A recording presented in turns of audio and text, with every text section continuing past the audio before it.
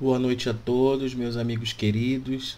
Sejam todos bem-vindos ao nosso canal no YouTube, onde nós vamos começar agora, nessa sexta-feira, mais uma palestra espírita. Hoje com a participação do nosso amigo Cleison Barroso, que vai falar para a gente sobre evolução espiritual. Então, nesse momento, nós vamos elevar o nosso pensamento a Deus, na figura luminosa do Mestre Jesus Cristo, e agradecermos a Ele essa oportunidade bendita do estudo, de reflexões do Evangelho, com a espiritualidade amiga sempre nos amparando. Te agradecemos, Mestre Jesus, a oportunidade da vida, a oportunidade dessa reencarnação e de todo o aprendizado que nós estamos sendo atribuídos a aprender, a melhorar sempre um pouco mais.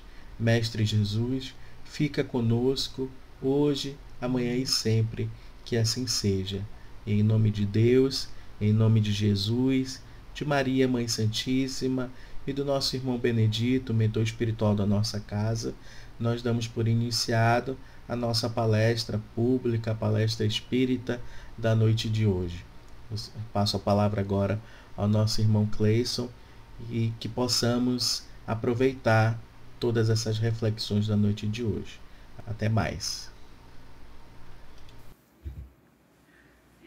Boa noite a todos.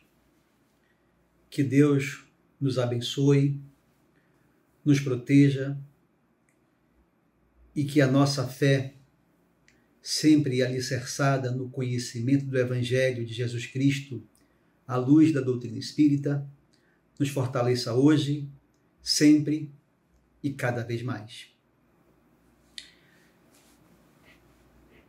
Quanto à nossa origem, como se deu a criação dos espíritos, bem pouco ou quase nada sabemos. Allan Kardec, no livro Obras Póstumas, nos ensina o seguinte: desconhecemos a origem e o modo de criação dos espíritos. Apenas sabemos que eles são criados simples e ignorantes, isto é, sem ciência e sem conhecimento do bem e do mal. Porém, perfectíveis e com igual aptidão para tudo adquirirem e tudo conhecerem com o tempo. A princípio, eles se encontram numa espécie de infância, carentes de vontade própria e sem consciência perfeita de sua existência. À medida que o espírito se distancia do ponto de partida, desenvolvem-se-lhe as ideias como na criança. E com as ideias, o livre arbítrio, isto é, a liberdade de fazer ou não fazer, de seguir este ou aquele caminho para seu adiantamento, o que é um dos atributos essenciais do espírito. O objetivo final de todos os espíritos consiste em alcançar a perfeição de que é suscetível a criatura. O resultado dessa perfeição está no gozo da suprema felicidade que lhe é consequente, e a que chegam mais ou menos rapidamente, conforme o uso que fazem do livre arbítrio. Não há dúvidas de que todos nós, enquanto espíritos, enquanto seres imortais, temos um objetivo principal na nossa existência. Alcançar a perfeição que nos seja possível, de modo que nós, sem sombra de dúvidas, já percorremos um considerável caminho nessa direção, nos diversos reinos da natureza, mas, não duvidem, ainda temos uma longuíssima trajetória a percorrer. Sempre me impressionou uma frase atribuída a Leon Denis, médium e um dos principais continuadores do Espiritismo após o desencarne de Allan Kardec, que afirmou que a alma dorme na pedra, sonha na planta, move-se no animal e desperta no homem. O que, de certa forma, meus irmãos, sintetiza a marcha evolutiva do espírito. Adelino Chaves, poeta português, melhor dizendo, poeta maranhense, no soneto Evolução, expressa com beleza e rara felicidade os passos dessa caminhada. Diz o poeta: fui átomo vibrando entre as forças do espaço, devorando amplidões em longa e ansiosa espera. Partícula pousei, encarcerado eu era, infusório do mar em montões de sargaço. Por séculos fui planta em movimento escasso. Sofri no inverno rude e amei na primavera. Depois fui animal e no instinto da fera achei a inteligência e avancei passo a passo. Guardei por muito tempo a expressão dos gorilas, pondo mais fé nas mãos e mais luz nas pupilas. A lutar e chorar, para então compreendê-las. Agora, homem que sou, pelo foro divino, vivo de corpo em corpo, a forjar o destino que me leve a transpor o clarão das estrelas. Isso que Leon Denis nos ensinou, e isso que o poeta Adelino Fontoura Chaves colocou em forma de versos e poesia, André Luiz explica de uma maneira mais clara ainda no livro Mecanismo da Mediunidade, ao fazer a seguinte afirmação: temos hoje o espírito por viajante do cosmo, respirando em diversas faixas de evolução, condicionados nas suas percepções à escala do progresso que já alcançou. E este progresso alcançado, estampado no campo mental de cada alma, vai ser condicionado por duas variantes: o tempo de evolução, ou seja, aquilo que a vida já lhe deu. Segundo, o tempo de esforço pessoal na construção do destino, ou seja, aquilo que ele próprio já deu à vida. E completando essa linha de raciocínio no livro Mundo Maior, André Luiz nos ensina que não somos criações milagrosas destinadas ao adorno de um paraíso de papelão. Somos filhos de Deus e herdeiros dos séculos, conquistando valores de experiência em experiência, de milênio a milênio.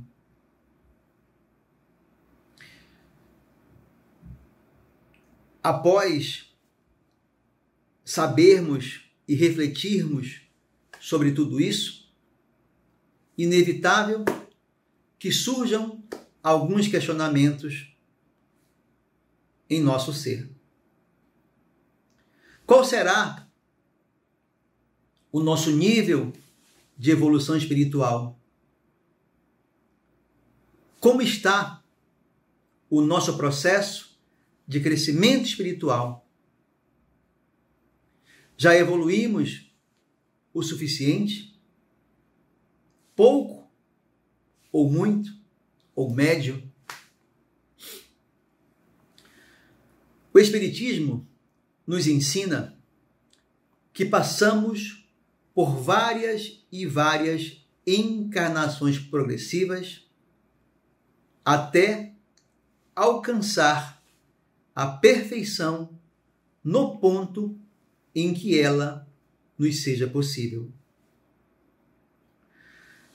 Nos ensina também que a evolução espiritual é uma consequência da chamada lei do progresso, já que Deus nos criou simples e ignorantes, para que assim passássemos, com o passar dos anos, a ganhar conhecimento, sabedoria, experiências nas mais diversas encarnações que já passamos e que ainda vamos passar, sabe-se lá quantas, até chegarmos ao nível da perfeição que possamos alcançar.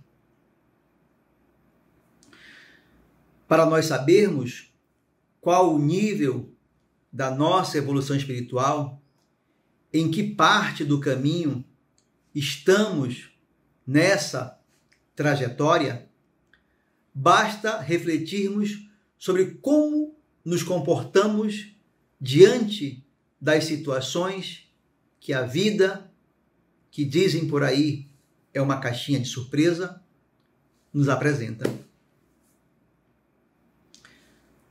Ainda sentimos inveja, raiva, ciúmes? Não somos capazes de perdoar os erros do nosso próximo? O sentimento que nos move, na maioria das vezes, ainda é o do orgulho, o do egoísmo, o do ódio, o do rancor? Desejamos o mal para alguns de nossos semelhantes e cultivamos em nosso ser o espírito da vingança? Se ainda temos pensamentos e comportamentos como esses em nossas vidas, precisamos mudar, e mudar muito para evoluir espiritualmente. Até porque, mesmo sendo uma lei da natureza, a evolução espiritual não ocorre de maneira automática. Não acontece por si própria. Ela deve ser promovida conscientemente. Falar é muito fácil. Dizer palavras bonitas é lindo. A minha posição aqui é a mais confortável possível. Me ofertado um tema, o de hoje, evolução espiritual, pego alguns livros, dou alguma estudada, faço um compêndio e trago aqui para vocês algumas impressões minhas a respeito do tema, sempre com base nos ensinamentos da doutrina espírita. Mas a tarefa de evoluir espiritualmente, essa não é tão simples assim. Isso porque ainda temos muita dificuldade, ainda temos muita resistência em aceitar e implementar nas nossas vidas o necessário processo de mudança para melhor. É claro. Jesus nos ensinou: entrai pela porta estreita, porque larga é a porta e espaçosa o caminho que leva à perdição. E muitos são os que entram por ela. Que estreita é a porta e que apertado o caminho que leva para a vida. E quão poucos são os que se acertam com ela. O Espiritismo, meus amigos, nos ensina que as coisas não estão prontas, que o caminho que devemos percorrer nem sempre está indicado, que se faz necessário esforço, trabalho e crescimento através do aprendizado e das mudanças. Se assim não for, o espírito terá que evoluir da maneira dolorosa, pelas doenças, pelas desgraças, pelas desilusões, pelo sofrimento, enfim, pela dor. Atualmente, nós vivemos em uma época na qual prevalece o mais rápido, mais fácil, o mais divertido, ou seja, a superficialidade, as aparências. E dentro dessa realidade superficial, não gastamos um só minuto do nosso dia para nos questionarmos, para nos perguntarmos: o que eu tenho ao meu dispor é realmente bom para mim? É autêntico ou estou preferindo me enganar? O que quero da vida? O que estou buscando? Desejo mesmo viver da maneira em que estou vivendo? Fazer o que faço? Pretendo continuar do jeito que eu estou? Por falta desse tipo de reflexão, muitos de nós agimos impensadamente, não medindo o alcance das nossas atitudes e nem nos dando conta das pessoas e das coisas ao nosso redor. O que se tem de certo é que nós não somos vítimas de nada nessa vida. Absolutamente nada. Tudo o que estamos colhendo em nossas vidas hoje é resultado do que plantamos no passado.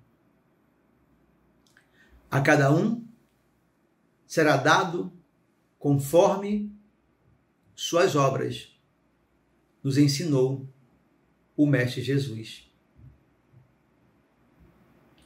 Mas se nós não sabemos o que é bom, o que é verdadeiro, ou o que queremos realmente? O que estamos fazendo da nossa existência? Para onde estamos nos conduzindo? Portanto, necessitamos adotar uma constante observação interna e externa, ou seja, o nosso íntimo e aquilo que acontece ao nosso redor, para captarmos o real sentido das coisas, os verdadeiros sentimentos, meu e do próximo. Nada existe no mundo sem uma razão de ser. Tudo aquilo que nos envolve carrega um significado de extrema importância. O grande problema é que nós temos o hábito de acreditar que somos bem melhores do que os outros, que estamos acima da média. E por isso, não refletimos sobre os problemas e as dificuldades nossas e do nosso próximo, de modos a enfrentá-los e a ajudar os nossos semelhantes a enfrentá-los também de maneira verdadeira. É muito difícil alterar o padrão de pensamento, de sentimento e o comportamento de uma vida inteira se não sabemos exatamente quem somos e quais são as nossas reais necessidades. E uma das razões para não efetuarmos as mudanças necessárias é que nos conhecemos apenas parcialmente. Essa que é a grande verdade. Não compreendemos o suficiente para percebermos quando tais mudanças precisam efetivamente acontecer nas nossas vidas. Gandhi, o indiano defensor do princípio da não violência como um meio de protesto, sabiamente disse: nós temos que ser a mudança. Já o apóstolo Paulo, em sua carta aos Coríntios, nos ensinou que, ainda que o nosso homem exterior se corrompa, o interior, contudo, se renova no dia a dia. E precisamos nos renovar, meus amigos. Precisamos mudar. Precisamos dar uma nova direção às nossas vidas. Com o surgimento da pandemia pelo novo coronavírus, podemos constatar com maior clarividência o quão frágeis somos. A nossa vida pode ser interrompida, como já foi interrompida a vida de diversas pessoas mundo afora, a partir de um simples, mas mortal vírus, cuja vacina, sabe-se lá quando, chegará no nosso meio. Segundo o grande orador e médium espírita Divaldo Pereira Franco, estamos vivendo um momento grave da história da humanidade. Periodicamente, a sociedade é sacudida por um clamor de sofrimento.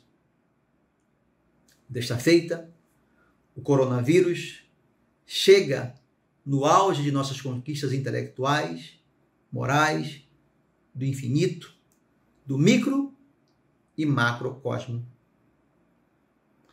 A Terra estremece.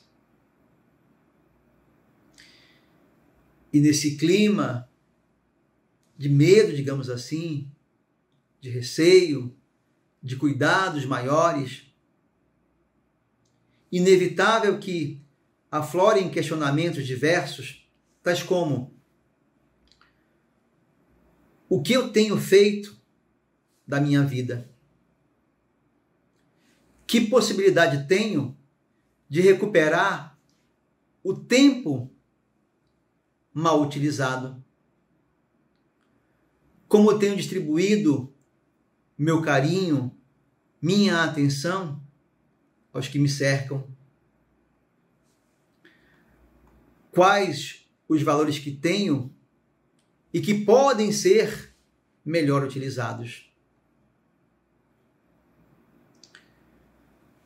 Júlio Antônio Lopes, advogado e escritor, que todos os sábados nos brinda com artigos no jornal A Crítica, certa feita escreveu no periódico matutino: um amigo querido, dia desses, certamente por força do estresse causado pela quarentena e pelo terror do Covid-19, em razão também de alguns percalços que já vinha enfrentando, disse-me desolado que não conseguia sentir a presença de Deus em sua vida. E por isso estava disposto a tomar uma decisão: esquecer essa busca espiritual e tentar se encontrar através do conhecimento das coisas deste mundo, estudando, trabalhando, vendo como as pessoas bem-sucedidas agiam para tentar ser igual, espantar as frustrações e talvez esbarrar com a sonhada felicidade. Ele me falou assim, com uma entonação de voz firme, aparentemente convicta, mas no fundo dos seus olhos eu pude perceber um brilho diferente. Na verdade, havia ali um pedido de ajuda. Ele queria que eu o convencesse do contrário, ou, ao menos, apresentasse argumentos capazes de fazê-lo reconsiderar. Pensei comigo. Então, o primeiro passo está dado. Se fosse para valer o que meu amigo acabara de verbalizar, ele não estaria falando comigo. Alguém que crê sobre todas as coisas, na presença ativa da divindade em nossas vidas.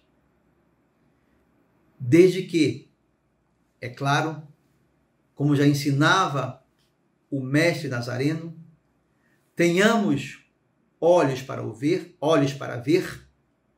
e ouvidos para ouvir, além do contexto físico em que estamos inseridos, o qual não é fácil conhecer pela simples utilização de nossos sentidos: visão, tato, audição, paladar e olfato. Mas Deus, disse-lhe, não se conhece assim. Há muitas coisas, inclusive no mundo material, que são invisíveis, mas que estão presentes e influenciam nossas vidas. Uma energia qualquer que vem de algum lugar que ignorarmos, mas que traz, por exemplo, imagens e sons para o seu celular. Para sentir a presença do Altíssimo, todavia, é necessário se capacitar para ser um receptor, o que significa estar aberto e preparado para receber os sinais. Caso contrário, nada feito. O sinal cai. O sujeito tem que bater, tem que procurar um relacionamento com Deus. E como se faz isso? Lendo os livros santos, conversando com pessoas espiritualizadas, fazendo o bem, evitando o mal, limpando o coração de mágoas, falando com Deus, enfim, através da oração e com a esperança de estar sendo ouvido. Essa aproximação, com o tempo, vai fazer de você uma pessoa melhor, mais resolvida, mais evoluída. Terminei sugerindo que o meu amigo fizesse um exercício que eu sempre faço em momentos que julgo difíceis. Olhar para trás para ver de onde vim, de uma situação bem mais desfavorável e aonde cheguei.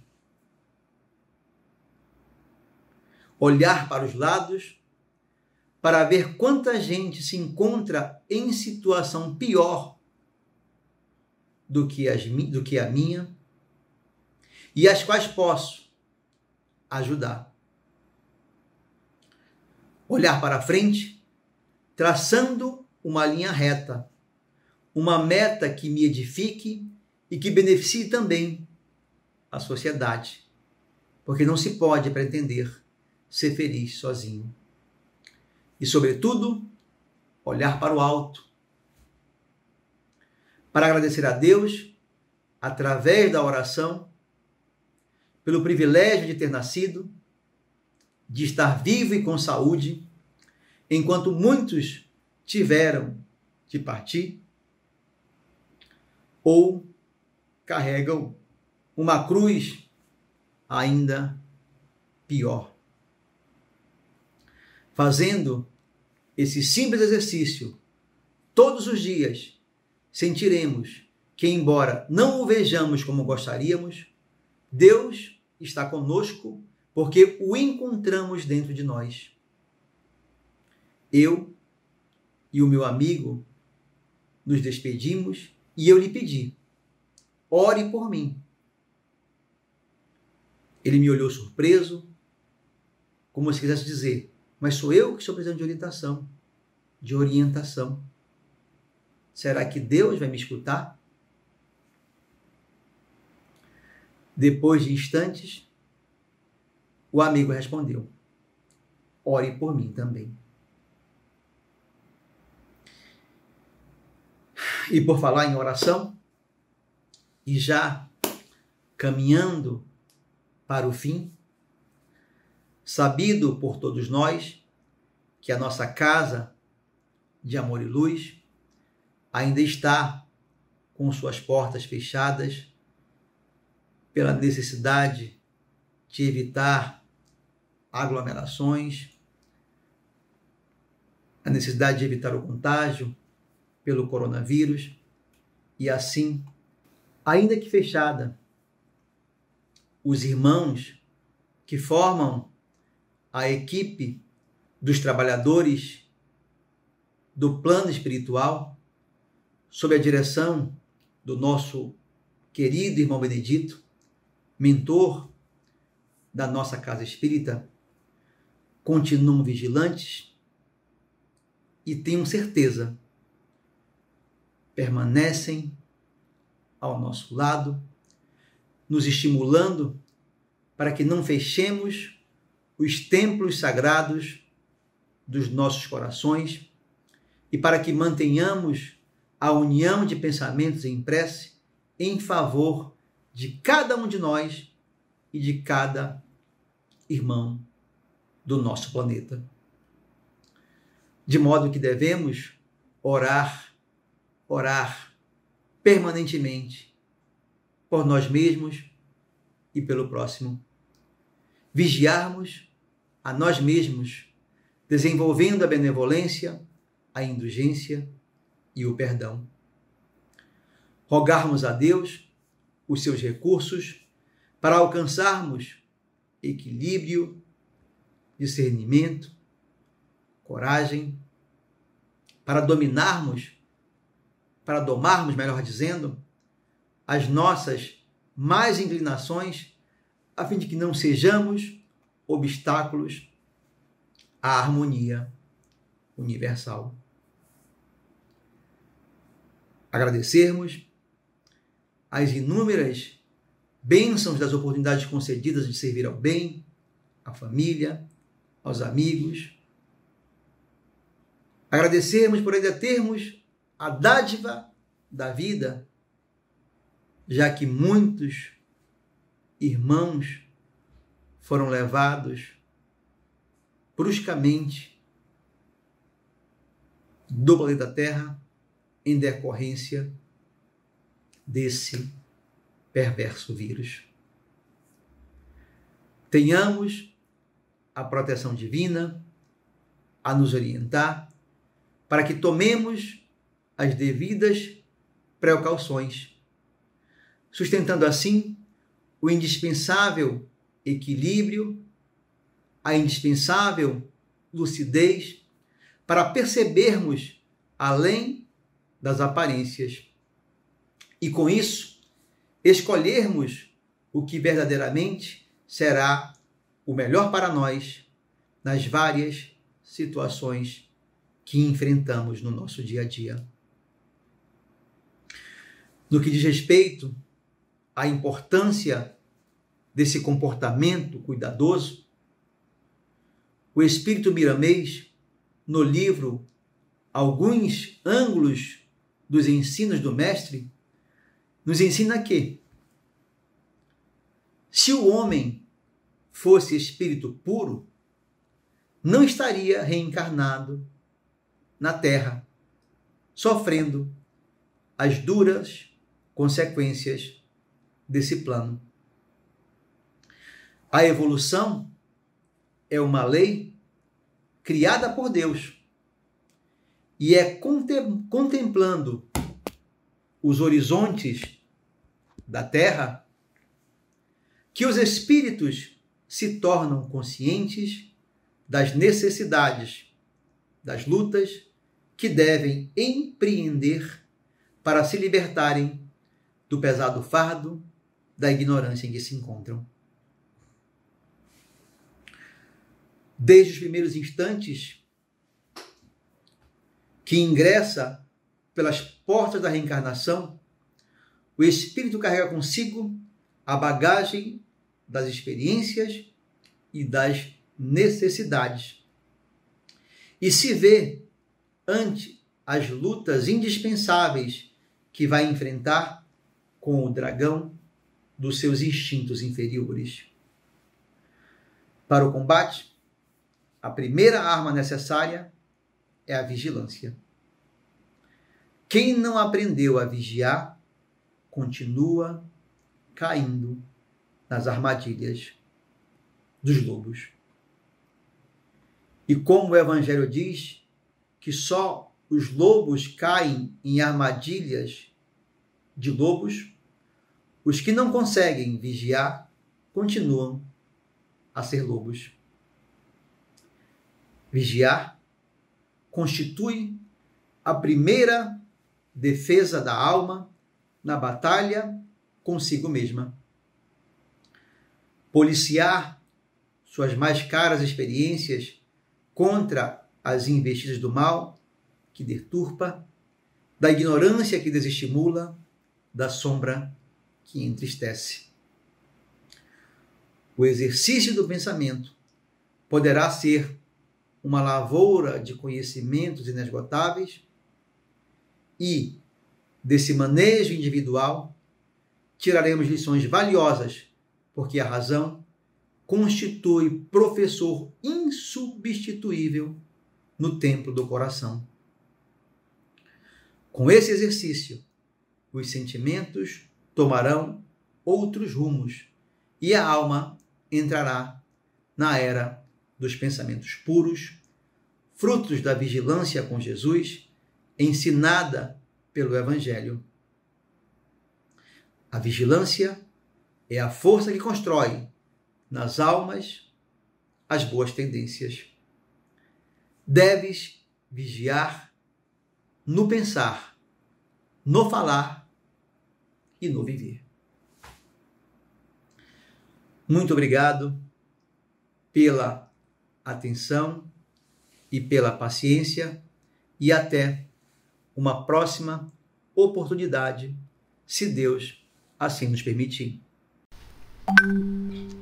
Então, retornando, nós agradecemos ao nosso amigo Cleison Barroso por essas excelentes reflexões, que elas possam ficar em nosso coração por esta noite, por esse final de semana, e que possamos em outros momentos refletir. Quem quiser, ela fica no YouTube, no nosso canal, gravada. Então quem quiser assistir, compartilhar com os amigos, enviar para os familiares, podem ficar à vontade. Nós vamos fazer agora a nossa prece de encerramento, trazendo até a nossa memória a nossa casa espírita, o Grupo Espírita Amor e Luz, que fica na Rua Silva Ramos 1037, no centro, pedindo a toda a equipe espiritual comandada pelo irmão Benedito, por Jesus Cristo, que ampare a todos nós, a todos os trabalhadores dessa casa espírita, do movimento espírita amazonense, do movimento espírita brasileiro. Que nós, Mestre Jesus, possamos, nestes momentos difíceis de pandemia, dar o testemunho dos nossos corações, do aprendizado que devemos aprender, que devemos ter nas nossas consciências como espíritas convictos, como cristãos que precisamos seguir.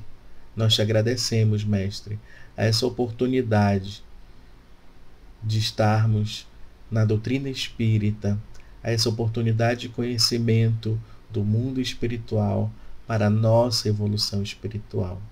Ampara todos nós, a todos os nossos familiares, a todos os nossos amigos, a toda essa cidade, a todo esse país, a todo este planeta. Mestre Jesus, fica conosco, acolhe-nos, ampara-nos em nossas dores, em nossas dificuldades. Que assim seja. Novamente, em nome de Deus, de Jesus, de Maria Mãe Santíssima, do irmão Benedito, mentor da nossa casa, nós damos por encerrado a nossa palestra pública da noite de hoje e a gente retorna na próxima sexta-feira. Muito obrigado pela participação de todos. Que assim seja.